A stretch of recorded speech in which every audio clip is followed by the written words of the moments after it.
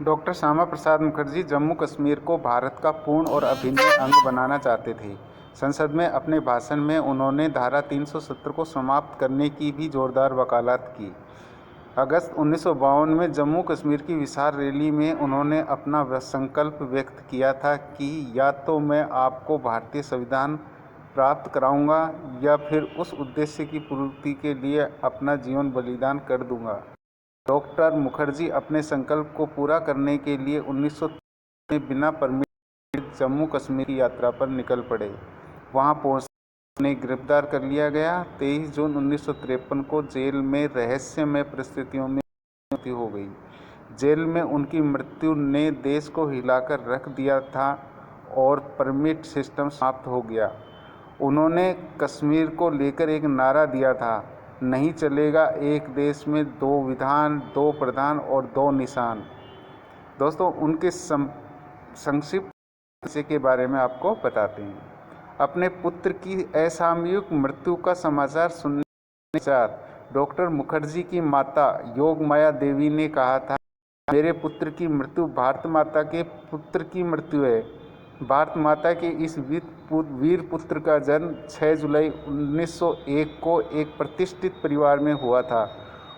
इनके पिता सर आशुतोष मुखर्जी बंगाल में एक शिक्षाविद और बुद्धिजीवी के रूप में प्रसिद्ध थे। कलकत्ता विश्वविद्यालय से इन्होंने स्नातक होने के पश्चात 1923 में सीनेट के सदस्य बने।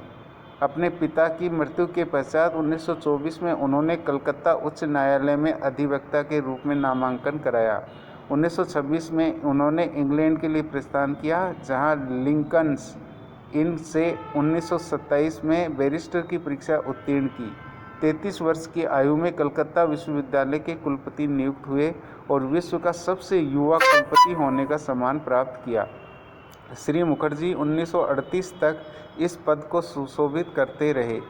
अपने कार्यकाल में उन्होंने अनेक रचनात्मक सुधार किए तथा इस दौरान court and council of Indian institute of science Bangalore तथा इंटर यूनिवर्सिटी बोर्ड के सक्रिय सदस्य भी रहे। कांग्रेस प्रत्याशी और कलकत्ता विश्वविद्यालय के प्रतिनिधि के रूप में उन्हें बंगाल विधान परिषद का सदस्य चुना गया, किंतु कांग्रेस द्वारा विधायिका के बहिष्कार का निर्णय लेने के पश्चात उन्होंने त्यागपत्र दे दिया था। बाद में डॉक्टर मुखर्जी स्वतंत्र प्रत्याशी के रूप में चुनाव लड़े और निर्वाचित हुए। पंडित जवाहरलाल नेहरू ने उन्हें अंतरिम सरकार में उद्योग एवं आपूर्ति मंत्री के रूप में शामिल किया। नेहरू और पाकिस्तान के प्रधानमंत्री लियाकत अली के बीच हुए समझौते के पश्चात 6 अप्रैल 1950 को उन्होंने मंत्रिमंडल से त्यागपत्र दे दिया। राष्ट्रीय स्वयंसेवक संघ के संघचालक गुरु गोलवलकर जी से परामर्श लेकर श्री मुखर्जी ने 21 अक्टूबर 1951 को राष्ट्रीय जनसंघ की स्थापना की।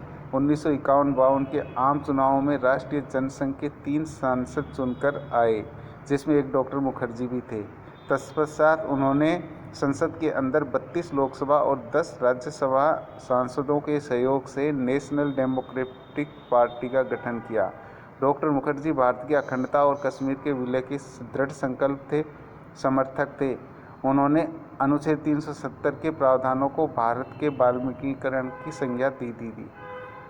अनुच्छेद 370 के राष्ट्रघातक प्रावधानों को हटाने के लिए भारतीय जनसंघ ने हिंदू महासभा और राम राज्य परिषद के साथ सत्याग्रह आरंभ किया था।